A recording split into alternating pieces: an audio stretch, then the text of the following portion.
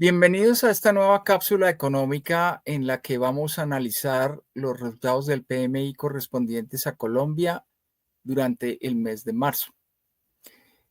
Como es tradicional, vamos a iniciar, sin embargo, con la coyuntura económica internacional que, como ustedes pueden sospechar, ha sido bastante intensa en las últimas semanas. Bien, pasemos entonces a la presentación en la que ustedes pueden ver lo que vamos a analizar el día de hoy en relación con factores externos e internos. En primer lugar, vamos a ver los resultados del GDP Now. Este es un indicador que produce la Fed de Atlanta y que aproxima la evolución del PMI del Producto Interno Bruto en los Estados Unidos en lo corrido del trimestre. Adicionalmente, en el día de hoy tuvimos resultados de las nóminas no agrícolas en los Estados Unidos. En segundo lugar, vamos a analizar el tema de aranceles recíprocos y cuál es el posible impacto desde el punto de vista comercial y macroeconómico para Colombia. Vamos a analizar el tema de caídas en bolsas y precios de petróleo, los resultados del PMI para Colombia en el mes de marzo. Y finalmente concluimos con una sección especial sobre las tasas de interés en Colombia y el efecto que realmente tiene la política monetaria sobre las tasas de interés en nuestro país. Muy bien, en estas condiciones iniciamos con los resultados de nóminas no agrícolas. Ustedes pueden observar en este gráfico, especialmente en el óvalo destacado, cómo durante el mes de marzo se generaron 228,000 empleos en los Estados Unidos, que es la barra color gris. En términos generales, esto fue bastante superior al estimativo que se tenía de generación de empleo para el mes, que era de apenas 140,000. ¿Esto qué significa? Significa que la mayor parte de los indicadores de comportamiento de la actividad económica en los Estados Unidos continúa siendo bueno. Realmente el deterioro que estamos observando, tanto en el estimativo de crecimiento para los Estados Unidos como en otros indicadores, es muy restringido a unas pocas variables. En general, a no ser por la política comercial del presidente Trump, la economía de los Estados Unidos tenía un impulso bastante positivo en términos de un buen crecimiento para el primer trimestre del año, superior ligeramente al 2%. Muy bien, sin embargo, el GDP Now, este indicador que les he comentado de la Fed de Atlanta, muestra un deterioro importante. Ustedes pueden observar cómo la línea verde cae en forma significativa. En nuestra cápsula anterior tuvimos oportunidad de destacar este evento y señalar las causas de esta situación, que se refieren específicamente a lo que ha sucedido con las importaciones de bienes que ha hecho los Estados Unidos. Y aquí hay dos escenarios. Ustedes ven el Gold Adjusted GDP Now y el estimativo sin ajustar por el oro. Los Estados Unidos ha tenido importaciones fuertes en las últimas semanas de oro y esto puede producir alguna distorsión en los cálculos de estimativo del Producto Interno Bruto. Bueno, tomando las cifras ajustadas por las importaciones de oro, es decir, excluyendo este ítem dentro de las importaciones totales de los Estados Unidos, de todos modos, ustedes pueden observar que al día 2 de abril se estimaba que la economía de los Estados Unidos en el primer trimestre del año estaría cayendo alrededor del 1.45%. Como les digo, esto contrasta mucho con el estimativo que se tenía hace apenas unas semanas, donde la economía de los Estados Unidos podía llegar a crecer al 2%. Muy bien, sin duda el protagonista de todo de toda esta situación que estamos viendo es precisamente la política comercial del presidente Trump. En esta semana tuvimos la publicación de los famosos aranceles recíprocos, que simplemente tratan de compensar por las medidas arancelarias y no arancelarias que otros países tienen para las importaciones de los Estados Unidos. Y aquí vemos simplemente una muestra de países contemplados en este cálculo. Observamos cómo países africanos y países, sobre todo asiáticos, vieron incrementados en una forma muy significativa sus aranceles. El caso que quiero traer a colación es el caso de Vietnam, país que los Estados Unidos impuso un arancel del 46%. Bueno, naturalmente es una cifra bastante elevada que tiene implicaciones sobre la competitividad de los productos de Vietnam en el mercado de los Estados Unidos. Y en este caso voy a hacer referencia a los dos productos de exportación que conocemos de Vietnam. Uno es claramente café. Vietnam es el segundo país productor mundial de café en el mundo. Un arancel del 46% a las exportaciones de Vietnam significa que el producto producido por ese país se encarece en forma significativa en los Estados Unidos. Los aranceles que se impusieron a Colombia y a la mayor parte de los países latinoamericanos, con excepción especialmente de Venezuela y Nicaragua, implican una tasa del 10% de arancel al entrar esos productos a la economía norteamericana. En esa medida, nosotros podríamos llegar a tener efectivamente un elemento positivo de mayor competitividad del producto colombiano frente al de Vietnam en términos de acceso al mercado de los Estados Unidos. Pero en esta lista ustedes ven que hay países con aranceles bastante más altos. Por ejemplo, a la Unión Europea se le impuso un arancel del 20%. Resulta paradójico que los Estados Unidos imponga aranceles a productos que él no va a producir. Por ejemplo, bananos, café, cacao. ¿Qué sentido podría llegar a tener la imposición de un arancel del 10% para estos productos si son importados desde Colombia? Bueno, efectivamente aquí habría un objetivo fiscal, que es aumentar el recaudo de impuestos de tal manera que ellos puedan en el futuro cercano reducir la tasa de impuestos a las empresas mediante aranceles al consumo que finalmente están representados por las medidas arancelarias, estos impuestos recíprocos que se han impuesto.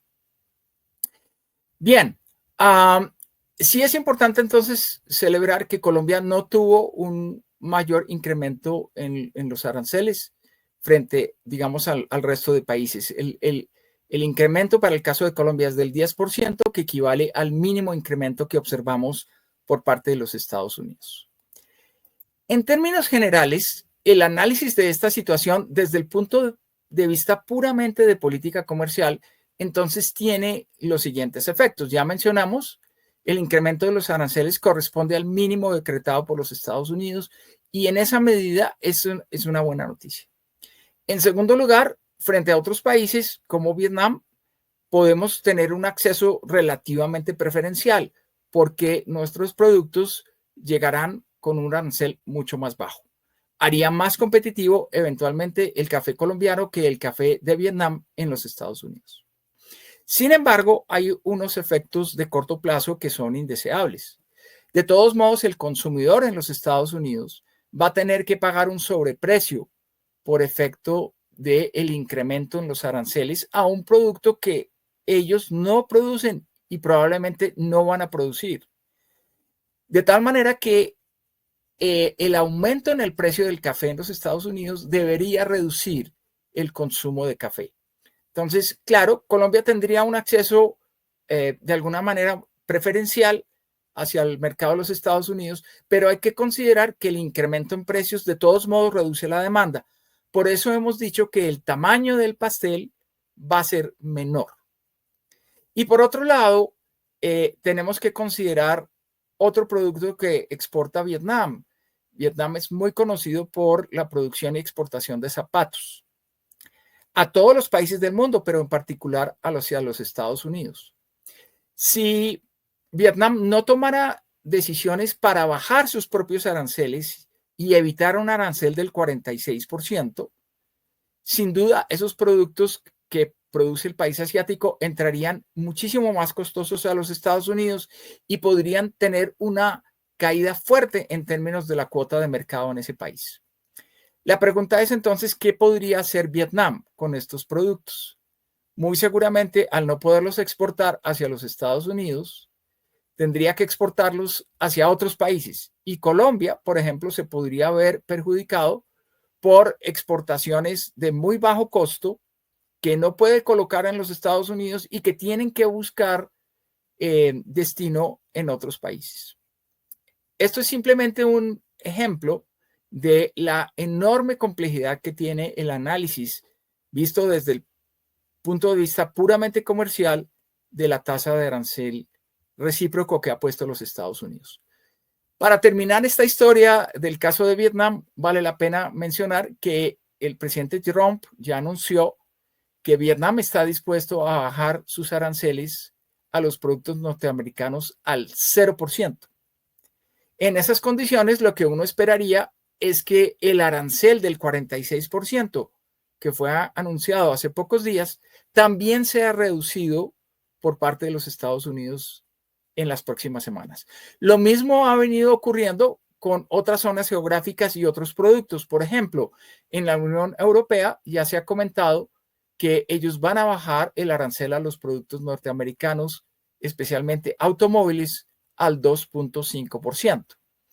Entonces, parte de la complejidad que estamos viendo para el análisis de estas medidas es que se ha venido desatando una cantidad de reacciones frente a la política de Estados Unidos que pueden cambiar en forma significativa este panorama que teníamos hasta el día de hoy. Sin duda, una de las reacciones más severas y más complicadas es lo que ha venido sucediendo con China.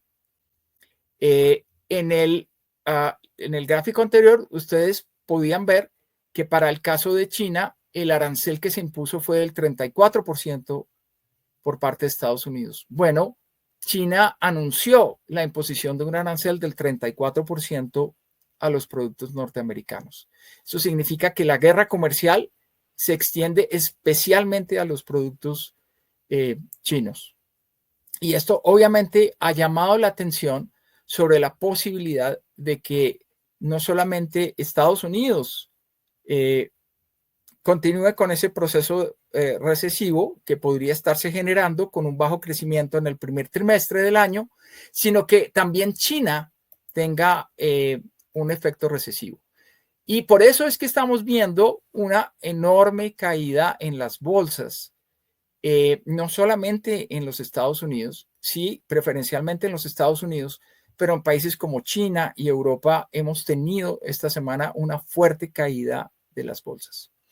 En este gráfico ustedes observan una variable muy relevante y es cuánto han variado las bolsas en diferentes países del mundo desde el día 21 de febrero, que fue el día siguiente a la inauguración por parte del presidente Trump de su campaña. Bueno, esto significa entonces que los aranceles, perdón, la política de aranceles ha significado una caída del 16.1% en las bolsas en los Estados Unidos, que es una caída muy significativa. Pero también las estamos viendo en otras bolsas en el mundo. En el caso de China, las cifras no recogen todavía eso por tener un día feriado hoy en China, pero seguramente la próxima semana vamos a ver resultados bastante complicados. Bueno, muy bien. La preocupación por un menor crecimiento global debido a estos aranceles recíprocos está teniendo también efectos sobre las materias primas. El precio del petróleo, entonces, en un lapso de apenas 24 horas, ha caído en una forma significativa, pasando de $75 el día miércoles a una tasa o a una cotización de $65.9 por barril. Es decir, tenemos una caída de $11 por barril en la cotización del precio del petróleo. Nuestro principal producto de exportación sigue siendo el petróleo y por lo tanto esto tuvo en la jornada de hoy un impacto significativo sobre la tasa de cambio, que se situó por encima de los 4,200 pesos, con un aumento que en algunos momentos de la jornada de transacción significó incrementos por encima de 100 pesos por dólar. Entonces, ya estamos hablando no solamente ya de los impactos comerciales, de la desviación o generación de comercio, sino los impactos macroeconómicos que las políticas de los Estados Unidos están teniendo en los mercados. Y podemos decir que hasta este momento las políticas son absolutamente complejas y tienen efectos devastadores sobre commodities, sobre bolsas y sobre precios de activos refugio. Bien, pasemos ahora al caso colombiano, donde quisiera destacar que el PMI manufacturero para nuestro país repuntó ligeramente en el mes de marzo, llegando al 49.4. Esto significa una mejora leve frente al dato que tuvimos en el mes de febrero. Sin embargo, hay que recordar que el indicador está por debajo de 50. Esto significa que la actividad económica manufacturera en el mes de marzo continuó una caída que se observa a partir del mes de febrero. No vemos entonces una recuperación del sector realmente importante. Aquí hay que tener en cuenta algo que hemos mencionado en el pasado, y es que el sector manufacturero no necesariamente es representativo de lo que está sucediendo con el resto de la economía. En términos generales, hasta ahora hemos visto repuntes en las importaciones de bienes, hemos visto repuntes en los indicadores de confianza y también tenemos repuntes en ciertos indicadores de ventas. Es decir, el proceso de recuperación de la economía colombiana continúa, pero sí es importante destacar que parte de este proceso de recuperación no se ha extendido a la industria manufacturera en nuestro país. Bien, yo les había prometido entonces que concluiremos la cápsula del día de hoy con una referencia a las tasas de interés en Colombia, simplemente señalando que estas no dependen exclusivamente del comportamiento de las tasas de interés del Banco de la República. Para eso voy a citar dos ejemplos. El primero tiene que ver con la tasa de usura. En Colombia, la tasa de usura, que es la tasa que decreta la Superintendencia Financiera y que cobija a cualquier crédito en la economía, no solamente un crédito del sector financiero, sino un crédito entre particulares o entre el gobierno y los particulares. En general, el costo del crédito en Colombia en términos anuales no puede superar la tasa de usura. Bueno, esa tasa de usura ha bajado en forma significativa, de tal manera que hacia el mes de abril, mayo del año 2023, la encontrábamos en niveles del 44.8. Esa tasa ha venido bajando en una forma muy acelerada o bajó en forma muy acelerada hasta hace más o menos unos 4 meses. A partir de ese momento ustedes notan alguna estabilidad en la tasa. ¿A qué se debe esta reducción de la tasa de usura? Bueno, en realidad se debe a una modificación en el cálculo por parte de la Superintendencia Financiera de esta variable. De tal manera que esa gran reducción que tuvimos en tasas en meses pasados no se espera que continúe en los próximos meses. Deberíamos esperar una tasa de usura relativamente más estable, con lo cual simplemente hay que indicar que ese proceso de reducción de tasas también podría estar moderándose simplemente por efecto de la tasa de usura. También estamos ante una situación muy particular. El Banco de la República, la tasa que cobra el Banco de la República a los intermediarios financieros es una tasa conocida en la jerga económica y financiera como tasa overnight. Es decir, lo que se está cobrando es una tasa equivalente anual, pero de créditos a un día. Y por lo tanto, digamos, esas tasas de muy corto plazo tienen unas características de riesgo muy bajas, muy particulares. El nivel de riesgo en esos créditos que otorga el Banco de la República a un día al sistema financiero tiene en realidad un bajo nivel de riesgo. Pero la verdad es que en la economía las tasas de mediano y largo plazo, específicamente tasas de más de un año, tasas de 2 años y tasas de 5 o 10 años, no dependen tanto de las tasas del Banco de la República. En realidad, esas tasas dependen de una variable muy importante, que es la deuda pública que observamos en nuestro país. ¿Por qué? Porque el gobierno nacional coloca sus títulos, es el emisor que coloca sus títulos a más largo plazo en la economía. Y por lo tanto, esas tasas a las cuales coloca el gobierno nacional su deuda son utilizadas como benchmark, como referencia por parte de cualquier emisor o cualquier entidad de crédito en Colombia.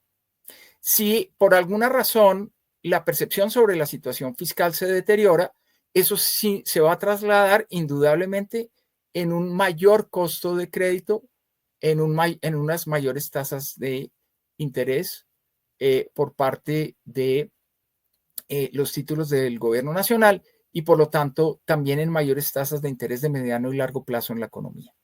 Y aquí simplemente quisiera mencionar cómo en los últimos 6 meses, ustedes pueden ver ahí las tasas de la deuda pública colombiana a 2 años han venido incrementándose. De hecho, comparando la última tasa que tenemos hoy con la tasa que teníamos hace 6 meses, podemos observar que esas tasas se han venido incrementando en 1.12 puntos porcentuales. Eso significa que a pesar de que el Banco de la República ha venido bajando sus tasas, las tasas de mediano y largo plazo en Colombia presentan incrementos en los últimos meses. ¿A qué se debe eso? Bueno, en parte a la situación fiscal. Entonces, no es independiente las tasas de interés en la economía sobre lo que buena parte de los agentes económicos perciben que está sucediendo con las tasas de la deuda pública en Colombia. Simplemente quiero terminar la cápsula el día de hoy mencionando que efectivamente ustedes pueden observar que hay algunas tasas de créditos en la economía que ya muestran una tendencia ascendente. En particular, aquí traigo las tasas de los créditos de vivienda, que es la línea color mostaza, y perdón, la tasa de los créditos a constructor, que es la línea color mostaza, con la tasa también de los créditos de vivienda, que es la línea color azul aguamarina. Y ustedes pueden ver que esa tendencia descendente que vimos en los últimos meses ya se ha empezado a revertir, de tal manera que estas tasas de créditos a mediano y largo plazo ya presentan un incremento. La conclusión de todo lo que hemos venido diciendo al respecto es que las tasas de interés en la economía no son independientes de la percepción que tienen los agentes económicos sobre la situación fiscal del gobierno nacional. Bien, quisiera agradecerles su atención el día de hoy en esta cápsula un poco más larga de lo usual, pero con temas que son de trascendental importancia para el mundo y nuestra economía. Muchas gracias por su atención.